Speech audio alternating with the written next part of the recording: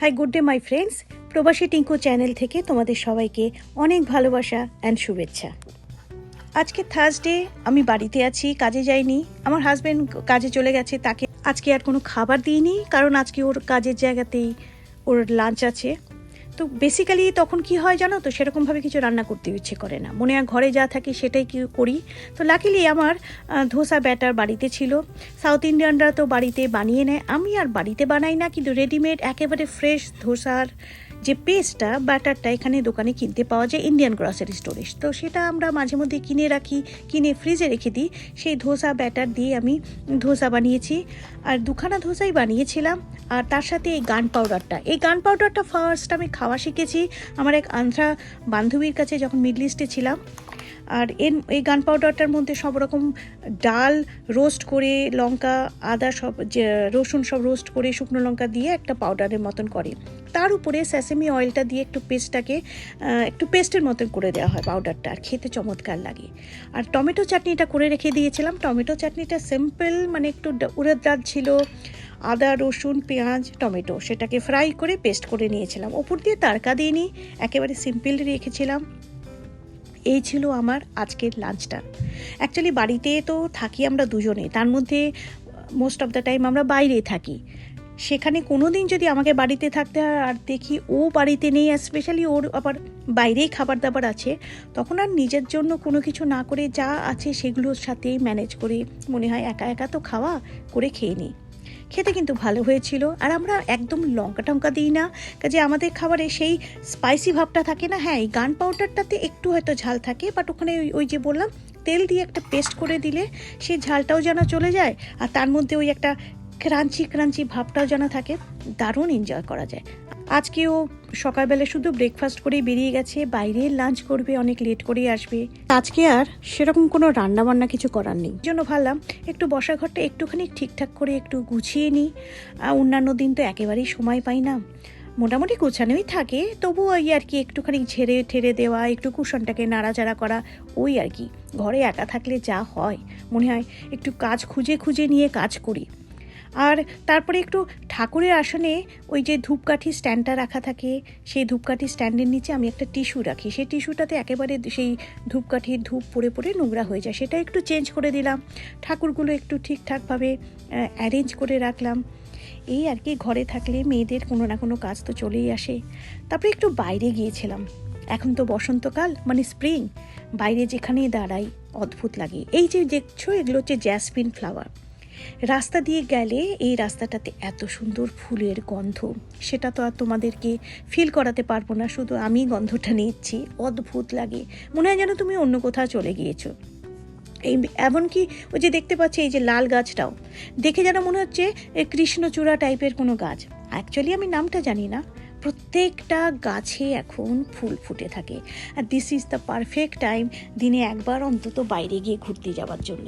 অদ্ভুত লাগে, প্রত্যেকটা গাছের ভেতর থেকে এক একটা ডিফারেন্ট শেপের ফ্লাওয়ার বেরিয়ে আসে। দেখো, এই গাছটা কিন্তু যখনই আমি পার্কে যাই সব সময় কিন্তু গাছটা থাকে, কিন্তু এখন যেহেতু স্প্রিং এসে গেছে, এই গাছের উপরে দেখো পাইপের মতন করে এক একটা ফুল। গাছের মধ্যে কোনো জায়গায় লাল ফুল, কোনো জায়গায় ব্লু, কোনো জায়গায় পার্পেল। সে এক অদ্ভুত নাজারা।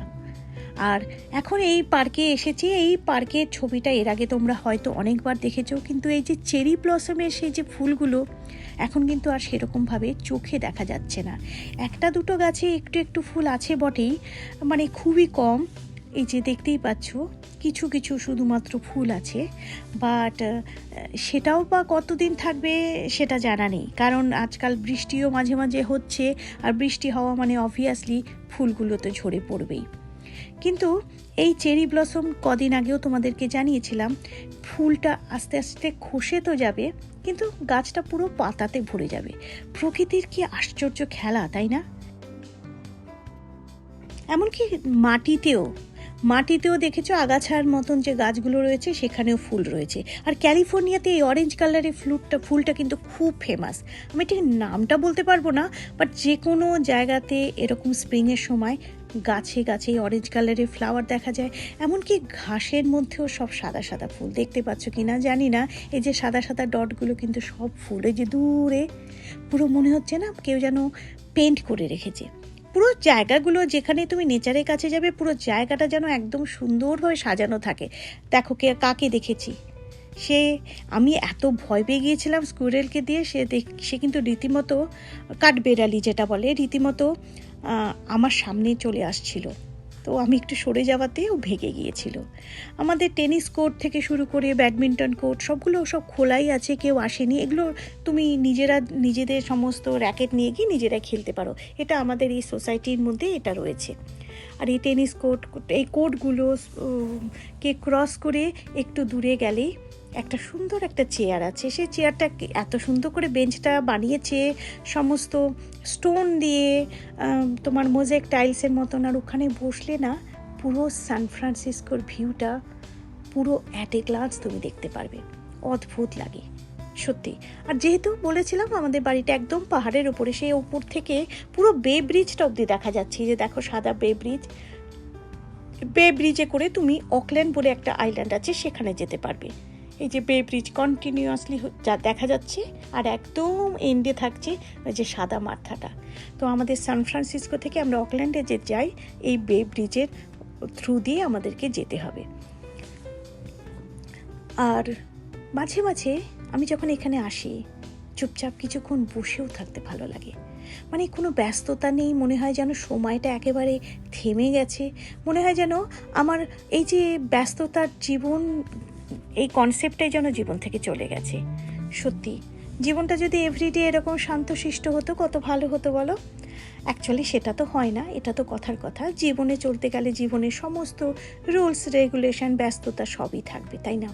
এই যে নিচের ঢালুর দিকে একটা জায়গাতে হচ্ছে আমাদের বাড়ি, আমাদের পার্কটা হচ্ছে এতটা উঁচুতে, কাজে ওপরে এলে পুরো শহরটাকে অ্যাট এ গ্লান্স পুরোপুরি চোখে পড়ে।